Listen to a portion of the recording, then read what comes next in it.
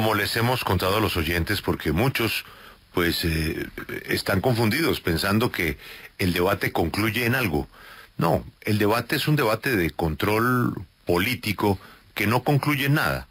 Lo único que concluiría sería una investigación que no va a suceder como históricamente no ha sucedido en la Comisión de Acusaciones de la Cámara. Pero un debate de control político permite ilustrar a la gente y formarse una opinión de quién tiene la razón, de quienes están acusando al fiscal o si la defensa del fiscal ha sido lo suficientemente clara para despejar las dudas. Pero este debate en el Congreso no pasa de ahí. Es un debate político para formar una opinión a los seguidores del caso, en donde hay, pues, obviamente, una oposición y donde hay otros partidos que tienen un punto de vista a favor del fiscal. Por eso es importante lo que van a escuchar. ¿Qué dicen los abogados? El abogado entiende mucho más el tema, porque el abogado, pues, puede tener y tiene todo el derecho a tener una convicción política como la tiene cualquier colombiano, pero tiene el conocimiento en estricto derecho. Y además, nuestros invitados, de ser excelentes abogados, son profesores de los Andes, del Rosario, del Externado, y muy reconocidos. Doctor Francisco Bernate, gracias por atendernos, muy buenos días. Julio, muy buenos días. Un saludo a toda la mesa de trabajo. Me honran muchísimo sus palabras y me honra muchísimo, además, que me tengan en esta mesa acompañado de tan alta personalidad. Muchas gracias, estoy muy honrado. El otro abogado que invitamos, que tiene un punto de vista diferente, lo escuchamos mucho aquí en la W, lo leemos, es el profesor y litigante Ramiro Bejarano. Doctor Bejarano, muy buenos días. Buenos días, Julio, a usted y a sus oyentes. Doctor Bernate, ¿quién ganó el debate de ayer? Bueno, Julio, en mi criterio, lo ganó el fiscal general. Yo creo que el país vio un fiscal que, si me perdona la expresión, puso la cara, que puso frente a la citación, que dio unas explicaciones, y yo creo que con antelación se hubiese pensado que el fiscal iba a salir contra las cuerdas, y yo no voy a decir que salió fortalecido, porque sería exagerado, pero por lo menos tiene un aire, un viento a su favor. Doctor Bejarano, ¿y cuál es su opinión? Yo tengo una opinión completamente diferente. Me parece que ese debate fue una vergüenza en cuanto a la historia parlamentaria, porque fíjese que el fiscal llegó tarde. Cuando empezó a hablar dijo que él lo haría como simple ciudadano, que en esa condición comparecía, y durante toda la exposición lo que hizo fue utilizar su inmenso poder como fiscal para defenderse a medias. Seguramente, si hay oportunidad adelante, le diré algunas inconsistencias que advertí. Y al final termina ocurriendo una cosa terrible, y es que levantaron la sesión sin haber permitido que los citantes hubieran tenido oportunidad de referirse a lo que había dicho el fiscal. De manera que la única voz que se oyó fue la del fiscal, y después de él habló el doctor Uribe, después de una calculada moción de orden que el presidente del Senado postergó habilidosamente para que el doctor Uribe hablara después del fiscal.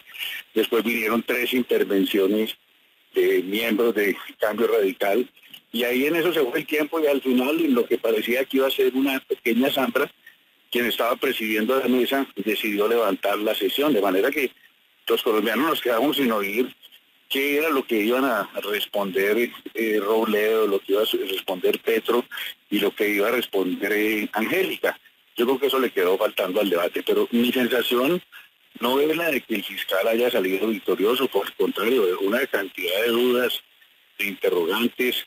Me parece que sigue siendo muy frágil sus explicaciones de que no sabía lo que obviamente sí parece que sí sabía, más la utilización de ciertos medios de prueba que hizo habilidosamente.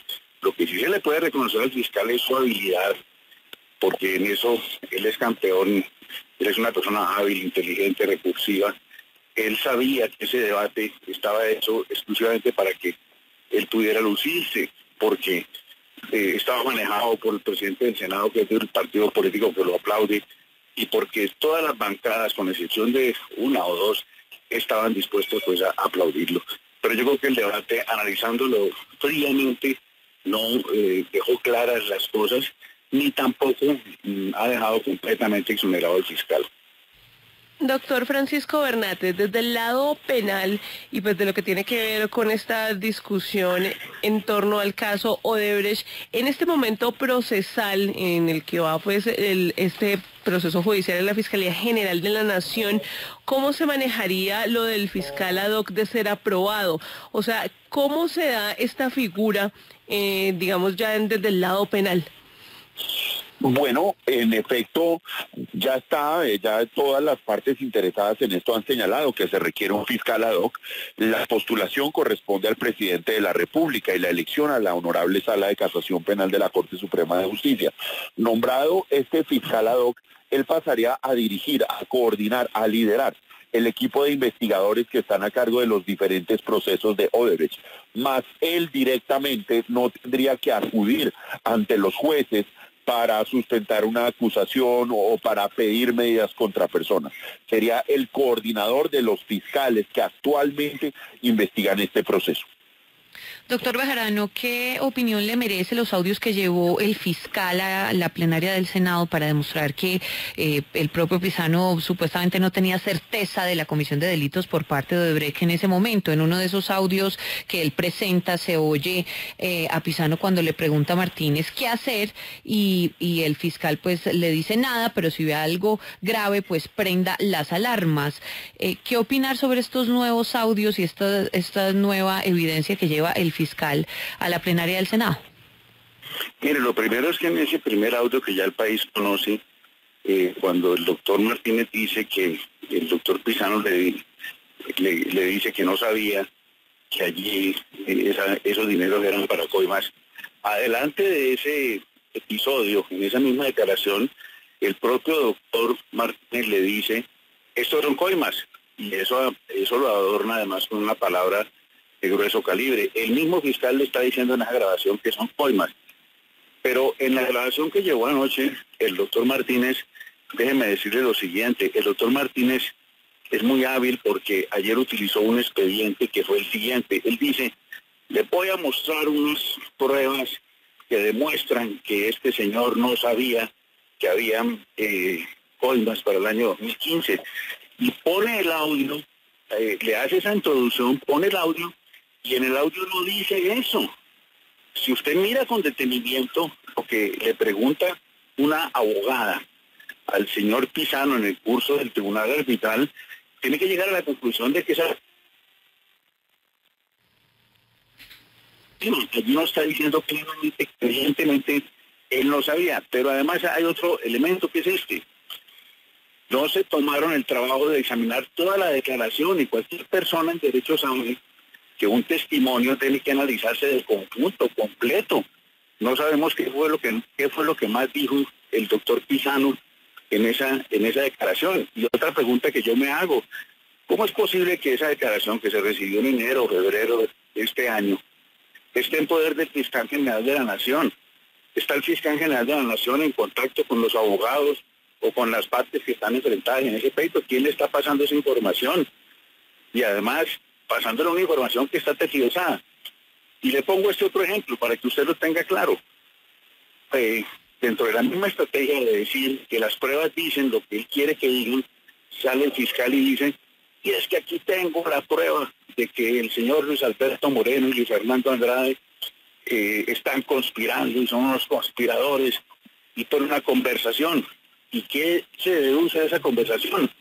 No es lo que dice el fiscal en la antesala de mostrar ese audio, diciendo que el doctor Luis Alberto Moreno como presidente del PIB está interfiriendo en la justicia colombiana. No, es una conversación entre dos primos, hermanos, donde el doctor Luis Alberto Moreno le dice al doctor Luis Fernando Andrade, oiga, usted está en un problema muy grande, y le da un consejo sensato, defiéndase en los tribunales, pero además salgan los medios y defiéndase.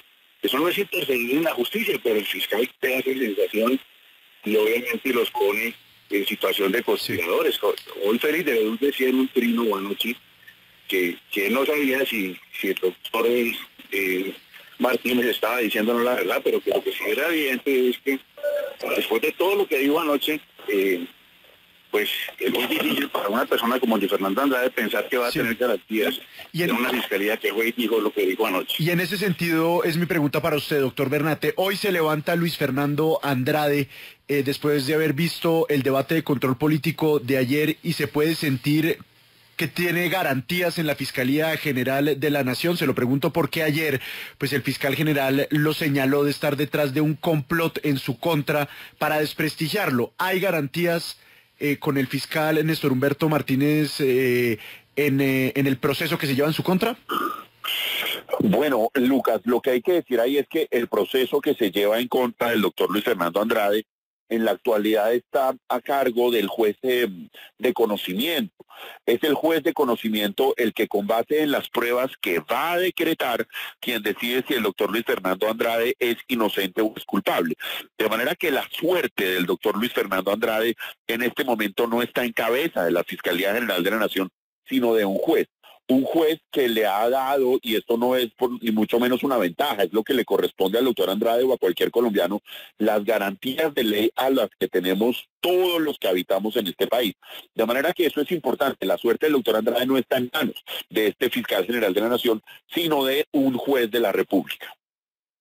Abogado Ramiro Bejarano, yo quisiera saber si usted en todo lo que ha visto de debates o de entrevistas del fiscal Néstor Humberto Martínez, le ha quedado claro algo de lo que se ha cuestionado y de lo que no se habla mucho, y es de su papel en la financiación de una campaña política y de unas reuniones para repartir dinero en la costa Caribe para una de las campañas de Juan Manuel Santos.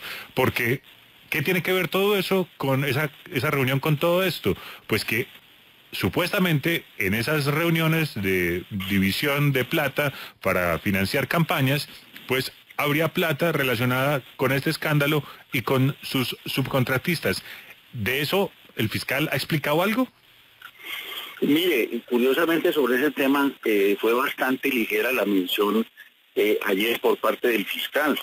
Yo creo que evidentemente usted ha notado un aspecto que es trascendental, que es cuál fue la participación de Odebrecht en la financiación de las campañas, que por ejemplo estaba haciendo el doctor Iván Duque cuando llegó y se fue con Oscar Iván Zuluaga y su grupo para Brasil a tener una entrevista con el señor Duda Mendoza. En fin, pero mire, hay una cosa que es trascendental que yo creo que quedó en evidencia, que cada vez que el fiscal habla, él no la puede desmenuzar, y es la siguiente. Fíjese que ayer el doctor Martínez dijo, es que yo no sabía para el año 2016 que había habido coimas y yo no puedo ser pitoniza, y hizo una cantidad de adjetivos bastante simpáticos, por cierto. Pero es que lo que no mencionó jamás es que en mayo o junio del año 2015, antes de su conversación 2 meses antes con el señor Pisano, habían capturado al señor Marcelo Odebrecht por sobornos en Brasil. Entonces, una persona de la capacidad del doctor Humberto Martínez Neira, que recibe esa información de que hay unos pagos raros después de que de la cabeza de la organización ha sido preso, pues le tenía que decir algo de eso. Él no pudo mencionar ayer, y me lo dijo, que cuando tuvo la reunión con Pisano, al señor Marcelo Odebrecht ya lo había metido preso precisamente por sobornos. Y entonces le agrego otra cosa. Fíjense que si hay alguien que está interfiriendo en la justicia, es el doctor Martínez, cuando ayer utiliza ese testimonio rendido en un tribunal arbitral donde todavía no se ha dictado sentencia. Entonces lo que le ha mandado el mensaje el fiscal a ese tribunal arbitral es que la fiscalía ya considera que allí un testigo dijo lo que no dijo, y obviamente está evaluando un medio de prueba que tiene que evaluar un juez completamente diferente. Y cuando el doctor Bernate dice que la suerte del doctor Andrade está en manos de un juez, eso es parcialmente cierto respecto de un asunto, pero lo que no se le puede olvidar al doctor Bernate ni a los colombianos es que al doctor Andrade también le están tratando de imputar nuevos delitos porque la fiscalía no quedó suficientemente satisfecha con la imputación que le había hecho y le va a hacer otra imputación por nuevos delitos, de manera que desde ese punto de vista no es que la suerte esté única y exclusivamente en manos de un juez, sino que todavía sigue estando en manos de un fiscal. Doctor Bernate, le quería preguntar por el caso que adelanta la Fiscalía General de la Nación por la muerte de Jorge Enrique Pizano y de su hijo, la investigación que se adelanta por las circunstancias que rodearon esta muerte. Se ha criticado mucho que se hayan recogido el disco duro, el celular y pues varios de los elementos que estaban en la casa de Jorge Enrique Pizano. ¿Este procedimiento penalmente es normal? Es absolutamente normal en la medida en que hay eventos que pueden dar lugar a que se piense que fue pues una muerte voluntaria, pero hay cosas que no están claras, digamos, en este evento, y por ello la Fiscalía, pues, lo menos que puede hacer es adelantar una investigación a ver qué fue lo que sucedió. En este evento, pues, ellos entran al domicilio de manera consensuada con sus moradores, con sus habitantes, y para entrar, cuando me dan permiso para entrar, pues no tengo que ir ante un juez. ¿Cuál es el problema? Que una vez adentro recaudan una serie de elementos, el cianuro, unos ordenadores, y esas evidencias no fueron legalizadas posteriormente ante un juez. En una diligencia, una muy destacada, muy distinguida, muy reconocida procuradora puso de presente que esas evidencias no se legalizaron, y por eso es que amanecimos hoy con la noticia que esas pruebas no podrán ahora ser utilizadas. Ese es un procedimiento que abogados y fiscales hacemos prácticamente a diario, es la búsqueda de las pruebas que vamos a utilizar en un juicio. Doctor Bejarano, un fiscal general debe infundir respeto. Esa es una característica fundamental. Y hay muchas, yo personalmente lo siento. Hoy el fiscal general Néstor Humberto Martínez infunde miedo. Si yo fuera el doctor Andrade, yo tendría miedo. Si yo fuera Noticias 1, yo tendría miedo. Los periodistas de Noticias 1 frente a la fiscalía deberían tener miedo. Si yo fuera María Jimena Duzán, tendría miedo. Si yo fuera Cecilia Orozco, tendría miedo del fiscal. ¿No le parece que esto es lo más grave de esto? Que el fiscal general hoy, con el inmenso poder de la fiscalía, infunde miedo. Claro, usted tiene toda la razón. Eso es supremamente grave. Es que mire usted que cuando yo dije que el fiscal llegó como ciudadano, así se anunció, y terminó defendiéndose como fiscal, fíjese que durante toda la intervención utilizó un recurso bastante dramático y era, ¿en qué mentira vamos? Y una estafeta le estaba pasando ya unos papeles, y entonces ya iban en lo que él llamaba mentiras, que no eran mentiras, sino pues argumentos de él.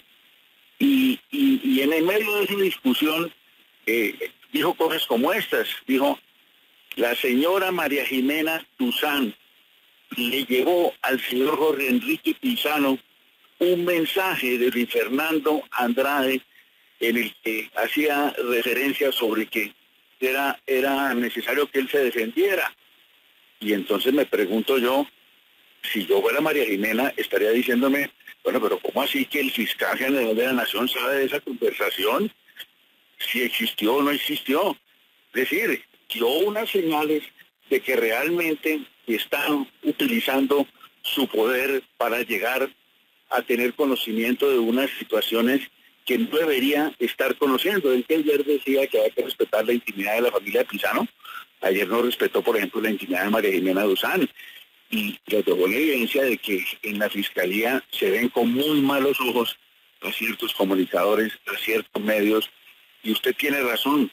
El principal problema de esto es que el fiscal general de la Nación, que debe no solamente generar respeto, sino tranquilidad frente a los ciudadanos, ayer la sensación que dejó es que es un hombre que está cargado de un odio muy fuerte, que esta situación no lo deja ser sereno. Él está preso de una ira incalculable que ayer la demostró. Y entonces es allí donde uno dice, qué miedo, sí, que un fiscal general de la Nación pueda manejar asuntos tan delicados como la libertad de las personas con semejante alteración de ánimo. La última pregunta para los dos invitados tiene que ver con la realidad que acabamos de conocer, y es que la Corte va a estudiar una ponencia favorable para escoger un fiscal ad hoc. Yo ya conozco, y la voy a volver a repetir, la opinión del profesor Bejarano, pero me gustaría conocer la opinión del profesor Bernate. ¿Por qué? Porque, pues, unos ilustres ciudadanos de Cartagena soltaron la posibilidad de que Fernando Carrillo fuera el fiscal ad hoc. El propio doctor Carrillo privadamente descartó esa posibilidad, pero también hizo público una cantidad de contratos que tuvo hasta el último día de entrada a la Procuraduría con la organización del doctor Sarmiento Angulo. Y volveremos seguramente a cuestionar a cualquier ilustre abogado que sea bueno, y si es bueno, pues ha tenido negocios con otras empresas. Eso es una sin salida del sistema. Y lo otro es que hay algún componente político en alguno de los candidatos de una nueva terna.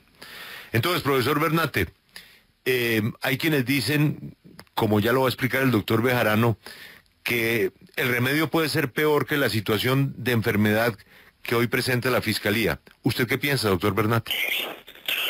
Como se está dando el debate, Julio, a eso vamos. Porque a cualquier persona que tenga las capacidades, las habilidades, la experiencia para ser fiscal general de la Nación se le va a indagar en su pasado a ver con quién ha trabajado y con quién no.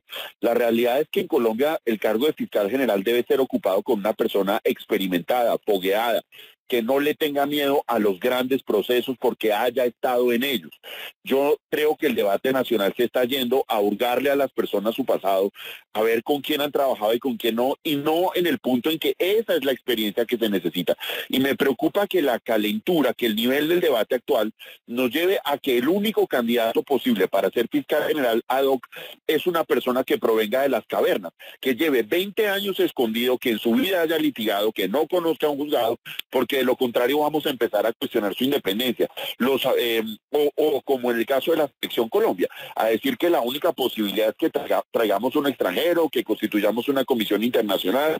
Yo creo que no, yo creo que en Colombia existen miles de abogados que han representado intereses en determinados pleitos, pero que saben estar mucho más allá de eso. La invitación es a que se escoja una terna que le dé tranquilidad al país, y también que es muy difícil que un abogado fogueado y experimentado y por ende calificado para ser fiscal general no haya tenido relación con algún proceso que haya tenido que investigar. Y para eso existen los impedimentos, las recusaciones y sobre todo el que el fiscal general ad hoc o el fiscal general ordinario no investiga directamente. Para eso están los fiscales delegados. Doctor Bernate, gracias por atendernos. Una feliz mañana. Una feliz mañana, muchas gracias, me siento sobre todo muy complacido y muy honrado de estar en esta mesa de trabajo acompañándolos y acompañando a alguien de la altura del doctor Ramiro Bejarano, que tiene todo mi afecto y mi admiración. Gracias, doctor Bernate. Doctor Bejarano, usted ya se ha referido a esto en una columna, su preocupación sobre el fiscal ad hoc. Quisiera que la compartiera con nuestros oyentes. Mire, yo he sostenido, como usted lo recuerda muy amablemente, que a mí me parece que el fiscal quedó en un mundo bastante complicado, porque perdió la credibilidad, perdió el respeto, no va a renunciar como él lo dice y tampoco lo van a poder tumbar. Quedó en un mundo supremamente complicado y todavía le faltan año y 8 meses para terminar su mandato. A mí me parece que la solución de que el fiscal se vaya políticamente puede ser devastadora, porque en este momento político el doctor Duque, que está iniciando gobierno, tendría el músculo político para integrar una terna de puros uribistas, pura sangre, porque es que a eso es lo que le apuesta el uribismo. El Centro Democrático lo que quiere es apoderarse de la fiscalía, y entonces yo me imagino que una terna ideal del doctor Duque que deje satisfechos a los miembros del uribismo, que entre otras cosas hoy deben estar esperando con la boca abierta a ver qué pasa con el tema de la cúpula militar. Entonces una terna que podría dejar a los juristas por la sangre feliz sería el doctor Rafael Nieto, o el doctor Rafael Gurín, o el mismo doctor Alejandro Ordóñez. Y entonces yo sí le digo, una fiscalía en esas condiciones va a ser muy complicada. Pero si en año y medio, y cuando el doctor Martínez termine su gestión, pues yo creo que el doctor Duque, si hoy tiene el 27.2, yo creo que en año y medio no va a tener un músculo político que le permite integrar cualquier terna, y va a tener que buscar unos nombres que, como dice el doctor Bernate, le dé tranquilidad al país, porque lo que no puede suceder es que se integre una terna con unas personas caracterizadamente voceros o miembros de un partido político, porque eso acaba de politizar todavía más la justicia de lo que hoy está, porque hoy lo está. De manera que yo creo que estamos en el peor de los mundos. Un fiscal que perdió el aire, no se puede ir, tampoco lo pueden tumbar, y yo creo que no es conveniente que lo tumben, por lo que yo le digo, eso abriría las puertas para que la Fiscalía quedara en poder de un directorio político. Doctor Bejarano, profesor, como siempre es usted muy amable con la W y con su tiempo, su generoso tiempo. Gracias por atendernos, una feliz mañana. Gracias a usted y lo mismo al doctor Bernate, para quien también tengo voces de respeto y aprecio. Cordial saludo a ustedes y a sus oyentes.